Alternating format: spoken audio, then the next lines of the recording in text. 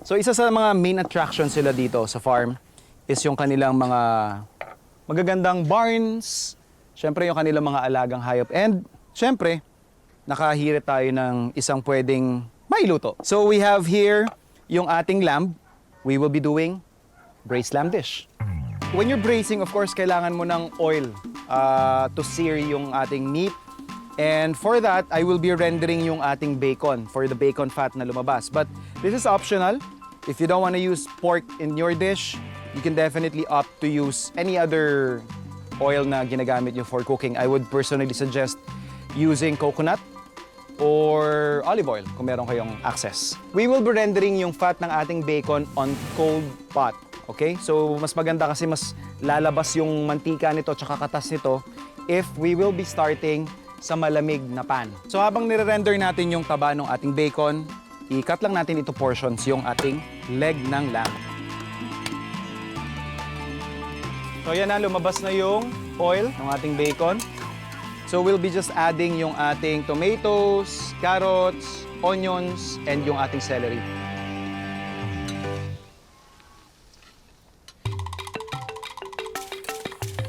And then, yung ating tomato paste.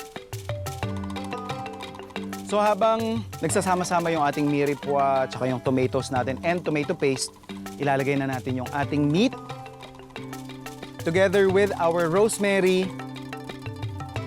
And of course, season na natin yan ng salt and pepper.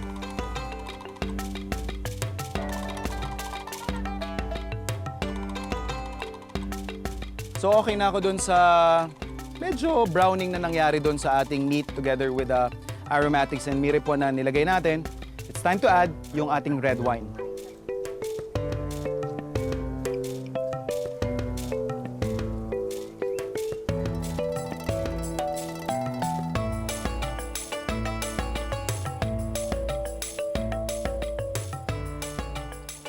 So i-reduce lang natin yung ating red wine by about almost half. And then lalagay na natin yung ating stock. Then pwede na natin siyang i-pressure cooker.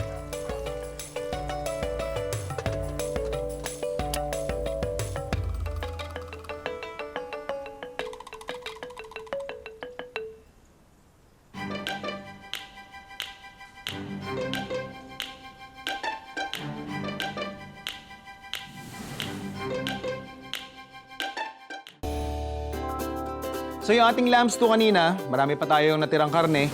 So basically, you can easily reheat this, tsaka isa-serve. Pero I thought of a better idea wherein bida pa rin yung ating lamb stew. Papartneran natin ng homemade flatbread or better known as naan. Iset lang natin yung ating parang pinaka-starter. So we'll have here milk and then yung ating yeast. And then yung ating konting sugar. Dissolve lang natin yan. So once na ma-dissolve na natin yung ating sugar, pwede na nating ihalo yung ating dry ingredient, which is yung ating all-purpose flour. So ininid lang natin to hanggang ma-absorb ng ating all-purpose flour yung ating wet ingredient. And idadagdag na natin yung pinaka-main ingredient na nagpaiba dito sa naan compared sa ibang flatbread, which is gagamit tayo ng fresh yogurt.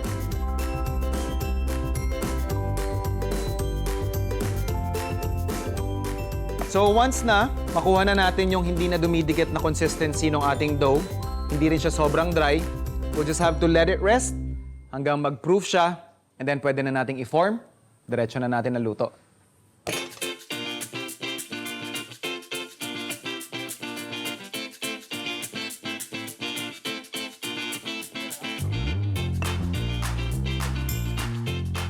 So once ma-flatten na natin yung ating dough, pwede na nating ilapat yan dun sa ating pan.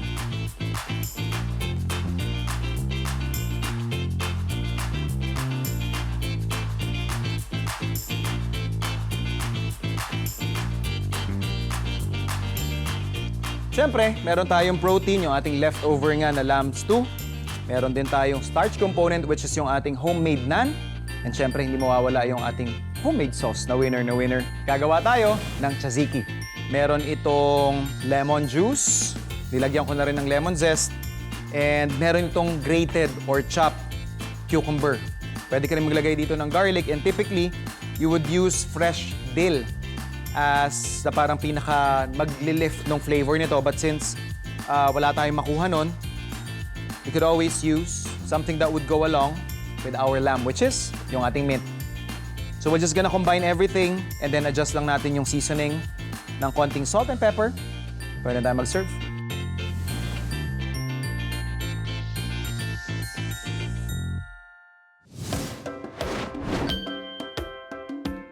Farm-to-table ingredients, makabagong presentasyon ng pagkain kinasanayan, at unique drink concoctions. Ilan lang yan sa mga dahilan kung bakit ang foodies ng Metro Manila umaakyat ng Antipolo Rizal to explore the flavors of Kaulayaw coffee. Kaulayaw started during the pandemic, 2019. From before, we scraped out yung mga foreign menus natin. So we went to full-on local dishes na, which is reimagined Filipino dishes. As much as possible, we try to serve our guests mga deconstructed, reimagined Filipino dishes. Mula pa sa Calamba, Laguna kung saan siya nakatira, bumiyahe papuntang Rizal si Kapuso star Thea Tolentino para tikman ang nagtitrending na dishes ng Kaulayaw. Sulit naman kaya ang pagdayo niya? Inuunahin ko na to. Ito ang ating hirang. Ito ay ang version nila ng inutak. Sa mga hindi nakakalamang inutak ay chewy siya, nakakanin, pero ito nilagyan nila ng twist dahil may ice cream sa ibabaw. So, itry na natin.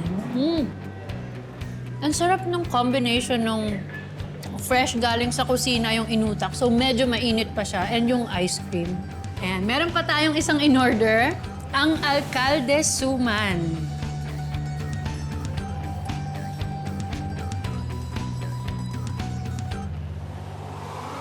Kakaiba siya. Kakaiba siya gawa ng mango puree. Medyo may pagka-crispy yung labas niya dahil nga fried siya. Ang sarap niya. Ang gayuma ay espresso na may orange. Interesting take siya sa coffee. Kung naboboard na kayo sa usual lasa ng coffee, ayun. Try nyo to. Bihira yung mga natatry ko na masarap na orange espresso actually. Isa to sa mga masasarap na natry ko kasi balanse lang yung lasa ng orange, yung pagka-citrus niya and yung espresso. Usually, na-overwhelm, nagiging weird yung lasa kapag masyadong madami yung orange eh. Bukang liwayway naman is pineapple espresso. Kakaiba yung lasa niya. Hindi ko masyado nalalasahan yung pineapple. Medyo naging bitter yung lasa niya na medyo mas malapit yung lasa niya sa pagiging tsaa. Pero may coffee. Ganon yung lasa niya. Gustuhan ko naman siya. Dito naman tayo sa mithi. Ito ay ang deconstructed bilo-bilo nila. So, ganito siya kainin. Una, isasawsaw mo sa ube ice cream. Medyo natunaw na lang ating ube ice cream. Pero mas okay yun para makuha din natin ang gata, ang sauce talaga ng bilo-bilo.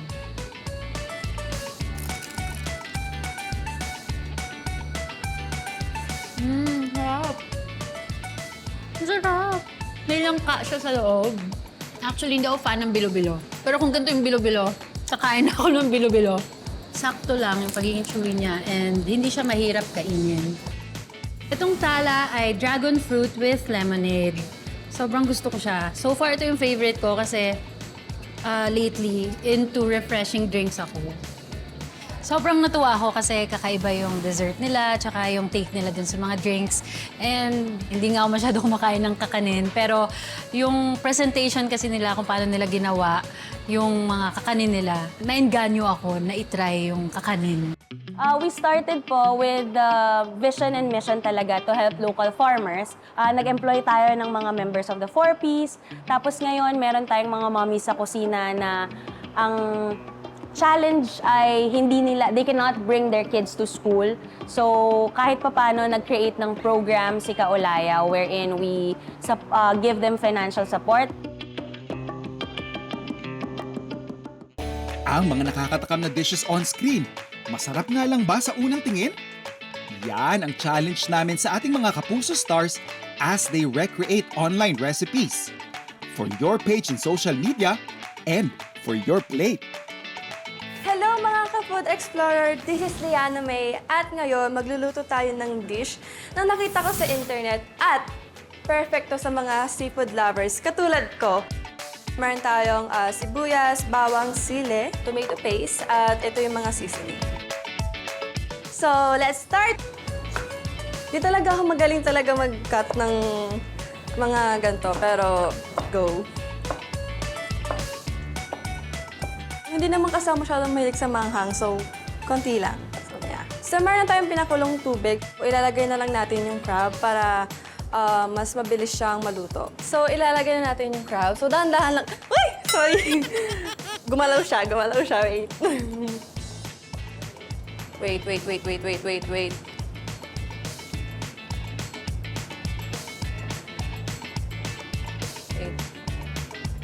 So, pag orange na yung crab, ibig sabihin luto na yun.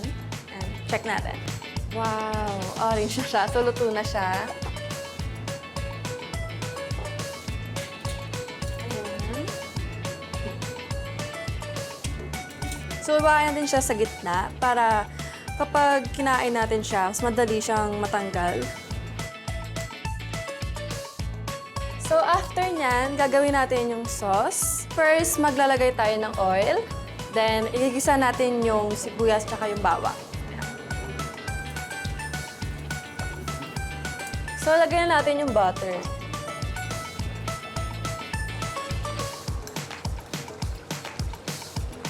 Haluin lang natin. Ang bango niya. Sa after niya, maglalagay tayo ng sugar. Kontiin lang natin. Tapos yung paprika, then yung pepper. Lagyan natin ng oyster sauce. So, titikman na natin siya, guys. Ayan.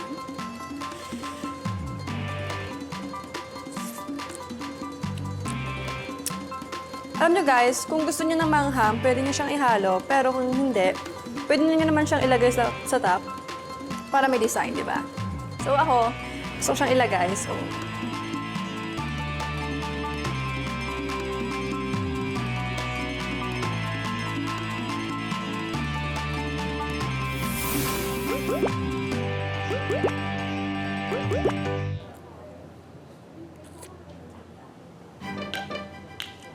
mahirap nga lang siyang balatan or kainin kasi nga ang dami niyang shell. Pero sobrang sarap niya, guys. So, try niyo siya.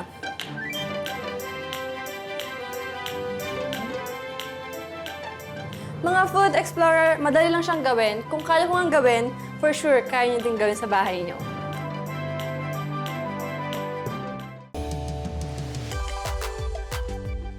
Isa na namang pares ng celebrity BFFs ang sasailalim sa ultimate test. Maisasangkalan nga ba nila ang kanilang pagkakaibigan kapalit ng karangalan na maging champion ng Rap sa Ruleta Cooking Showdown? Ang magtutuos ngayong gabi? Jelay Andres at Buboy Villar. Siyempre, dahil first time ni Jelay, special rap sa ruleta yung gagawin natin. Ay, dapat. Super special na to, Chef. Yes, kasi this time, cooking showdown yung gagawin natin. Yehey! Hindi talaga ako kumain, pinagandaan ko talaga to eh. Ibig sabihin, Ining, kayo yung magluluto, ha? Ay, ako magluluto? Akala ko magluluto ka tapos papakain mo sa akin, kaya excited ako. Gagawin natin siya parang sort of competition. Okay, Chef. Bragging rights lang yung panalo. Ay, hindi kami kampe? Hindi kayo magkakampi. Hala! Sabi mo, nagluto ka. Ikaw, Jelay, nagluluto ka ba? Opo. Aba, gusto ko yung opo. Ano po? Puro ka lang sikain eh. Puro ka lang sikain. Puro order. Kaya ko yan! Kanya-kanyang style yan! Paikot na natin. Mukhang kailangan na kumain ni Buboy, ah. Gutom na ako, Chef. Gutom na Hindi ako talaga. nag-breakfast talaga, Chef. Chef's choice! Bakit paano pag Chef's choice? Anong gusto ninyo? Let's have a consensus. Yeah, si Jelay. Jelay, oh, sige, call mo Kung daw. anong desisyon. Oo. Ang gusto ko po Beef, ay... beef tayo. Ang gusto ko po ay luto si chef, tapos papakainin niya tayo. Hindi nga tayo nga magluluto. Ay, sabi mag-decide. Jelay, mamili ka kung baboy, manok, baka, or seafoods, or isda yung Alam ko na gagamitin pipiliin ninyo. ito. Alam ko pipiliin ito. Seafood. Seafood, sabi na eh. Seafood. Seafood, ang naisip ko talaga agad is yung buttered garlic. Yun. Kasi madali siyang, mas mabilis, tsaka madali at yun yung alam kong lutuin na, at naluto ko na dati. Jelay, will you do the honors? Okay, 1, Alright. 2, 3, go! Kung anong cooking method? Stu! Ba't mo nilipat? Hindi ko nilipat! Ano ba nilipat? Hindi ko nakita. May naglipat ba? Hindi ko alam. May sariling buhay. May sa... Oh, yan. Fry? Ano? Fry. Fry na? Ano ba yung fry? May nakita mo. Ibigay para. Basta may mantika. Siyempre, bukod dun sa mga napag-usapan na natin, isa pang kailangan ninyong sundin is yung mga dishes ninyo, ipasok sa mga budget nyo ha. Utoy ining ha. Apo. Pagkasyahin mga bata. Opo. Okay? Tara na. Tara, chef. Let's Mamili. go! Pagkasyahin ha. Opo. Pagkakasahin ko, chef. Alright. Bale, makakuha pa ako ng libre, chef. Yung sobra akin. Actually, kung ano yung nakita ko, gusto ko lang damputin. Na na-mesmerize kasi ako sa mga pre-taste kasi kaya hindi ako nakapag-focus talaga dun sa mga lulutuin ko eh. Yung mga seafoods ninyo, you have pusit, meron tayo ditong clams, Shrimp. Wait lang. Pabili po lang ang shrimp. may tahong din. Ang mahal nung Shrimp. Ron, 1 kilo, 1. Pwede po tumawad. 525. O yan, may tawad ka ng 25 pesos. 500 na lang po, Nay. Oh, 500 na lang. Bawas pa sa kalahati. 1/4. 1/4 po. Hala, ang ano? 1/4? Oo. Okay. Hindi, chef, kasi gusto ko kasi mag-ano ko sa ingredients na yung mga pampalasa. Okay. 290. Grabe, ilang piraso lang yun sa'yo. Totoo, tinutuan Ganun. niya 3 lang. Kaya nga. Kasi nga gusto ko yung parang ano lang, pang taste lang talaga. Kasi gusto ko rin tikman yung sa'yo. Marami kang biniling chef. Mukhang iniisip niya, sa'yo kakain na mas marami. Magkano po Okay. yan? 60 pesos. Ano yan? Wala. Sabay pa tayo. Wala. Ano yon? Asin yon, asin. Lalagyan ko ng maraming asin yung shrimp. Ano ko? Hindi pa siya ng asin. Ang dami-dami asin ni chef dun sa ano. Kakaiba yung asin ko. Himalayan, ganon. Magkano na yan? Kung ano yung pinapang-scrub ko, yun yung palalagay ko sa shrimp ko. Kayahin mo, lagyan mo rin ng maraming asin yun sa'yo. Oh, hindi. Especially sa akin. Kasi yung gagawin ko, papalabasin ko lang yung katas ng shrimp. Ano, may bibilin ka ba? Doon pa ako bibili. Ito na, chef. Ito na itlogan, chef.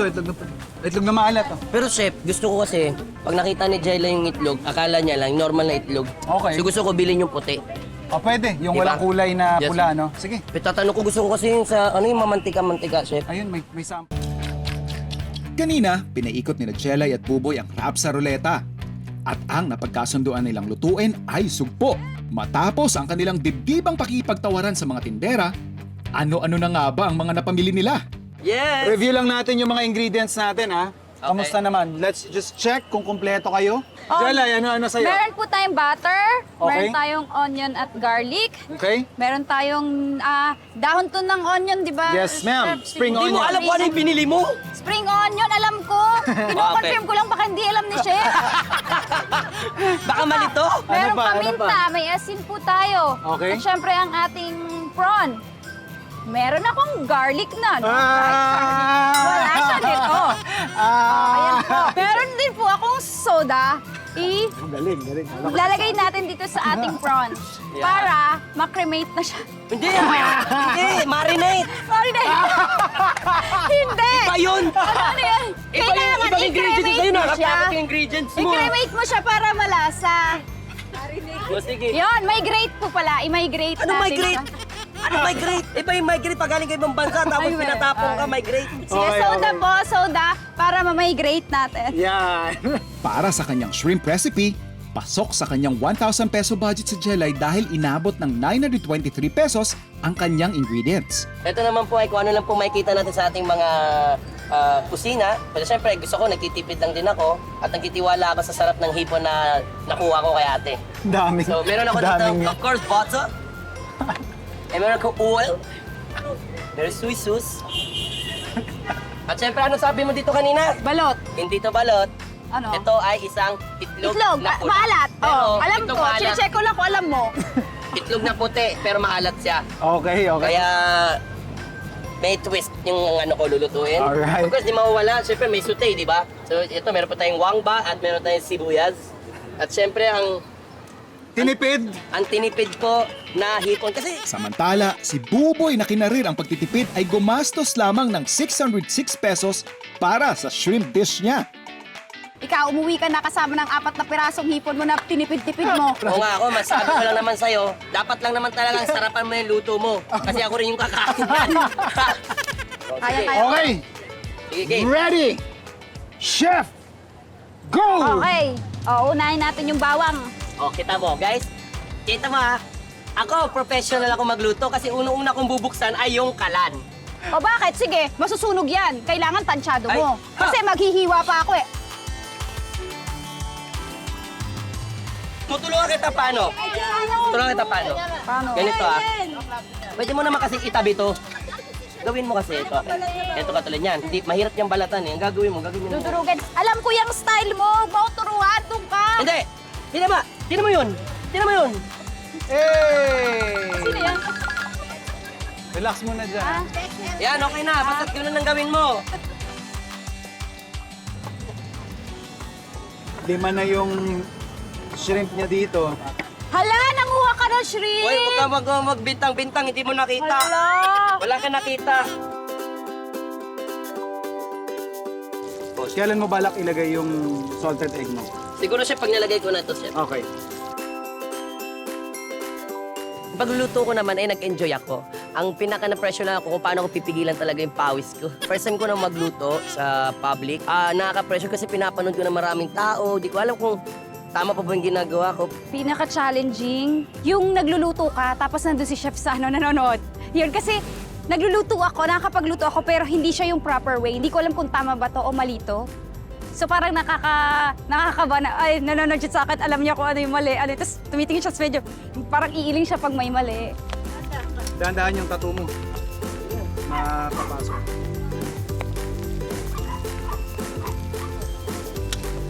Wala. Oh. 5, 4, 3, 2, 1. Luto na po ito, mga kapuso. Ayun oh. Mabula yung kanya, mali. Parang beer. Moment of truth with explorers! Kaninong recipe kaya ang pupusuan ko? Ang high love si Jelay? O ang binudol na hipon ni Buboy? 1, 2, 3, go! Chef. Wah! Sabay-sabay tayo para patas. Sige, chef. In fairness, yung ano ni Jelly, mabango ah. Yung hipon ni Jelly, mabango. Mas malasa yung sa akin, ha? Kamusta, chef? Parang hindi ka nagsalita ng tinik mo sa akin, chef. Parang ayaw mo ako masaktan. Yung dish kasi ni Buboy, salted egg na shrimp, kuha naman niya, di ba? Comment ko lang is medyo overcooked na. Yung kay Jelay naman, for me, yung perfect balance nung mga nilagay niya. Tapos yun nga, ang ganda lang na may lemon ka on the side. Tapos pag in-squeeze mo siya, parang sobrang nagle-level up yung lasa niya. For this challenge, Okay, chef. yung kay Jelay yung nanalo. Okay lang, chef. Sports ako eh. Sports tayo eh. Tingnan mo naman, oh. O Brad, 3 tayo naghati-hati dyan. Tingnan mo naman, oh. Yun nga eh. Masarap din naman yung food ni Buboy. Mas masarap lang yung naluto ko, kaya siguro ako yung nanalo. Sa tagal namin magkaibigan, di ko akalain na masarap pala siya magluto talaga ng hipon. Panalo. At mahirap lutuin yung malaking hipon. Maganda sa sugpo, malambot talaga siya eh. At na-achieve ni Jella yun. Yes. Game pa ba kayo for Maghahandaan another na round? yan. Oo, game po ako. Game ako. Di ba? Gusto mo, ngayon na chef. Ulitin natin. Mag-round 2 tayo Gigil. ngayon eh. Hindi niya matanggap yung tansya. Gigil.